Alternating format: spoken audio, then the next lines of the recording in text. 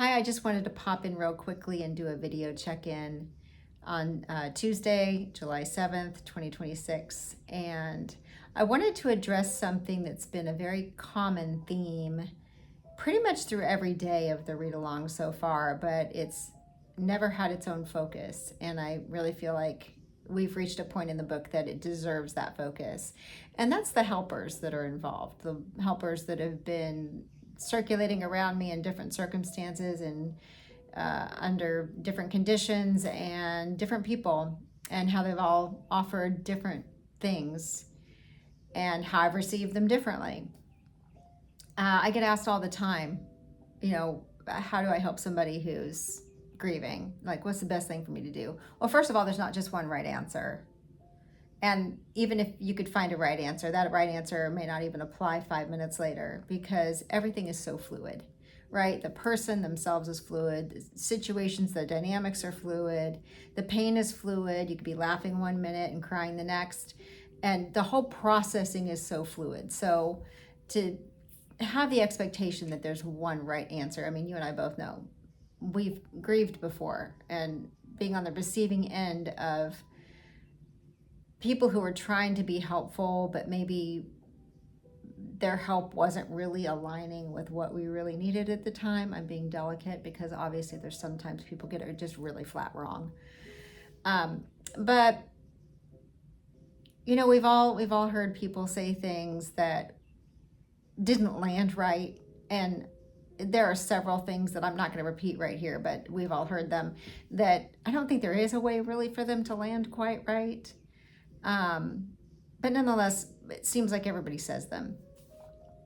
But what happened specifically with when my sister came to visit, a sister blood relation of the kind that we have, the relationship that we had being a blood relation, she could approach me differently, and you saw a different dynamic evolve there too, than say Annie could interact with me and try to help me. And Sherry offered something different than Marley offered.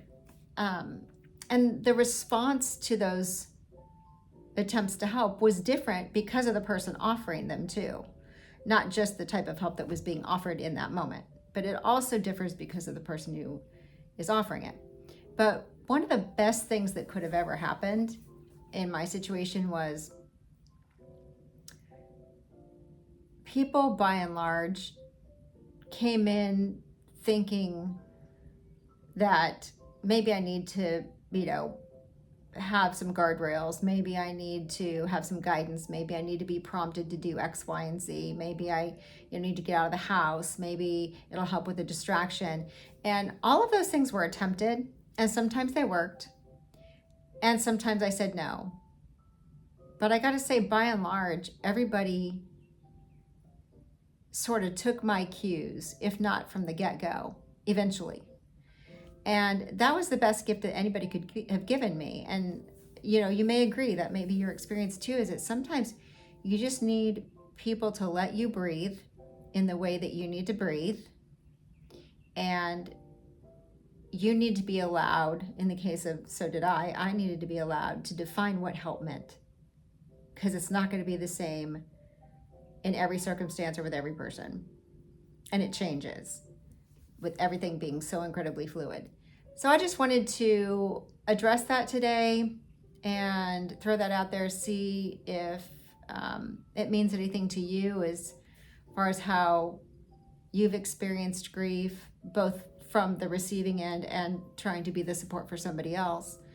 But I'm really interested to know your thoughts. If you feel comfortable, please comment in the section down below. And I would love to hear what your thoughts are, because, like I said, we've all been on the receiving end and all on the giving end as well. And it is an inexact science, to put it mildly. So be blessed. Have a great night. And I hope that you are thoroughly being edified by this journey so far. I'm so glad you're along for it. Take care.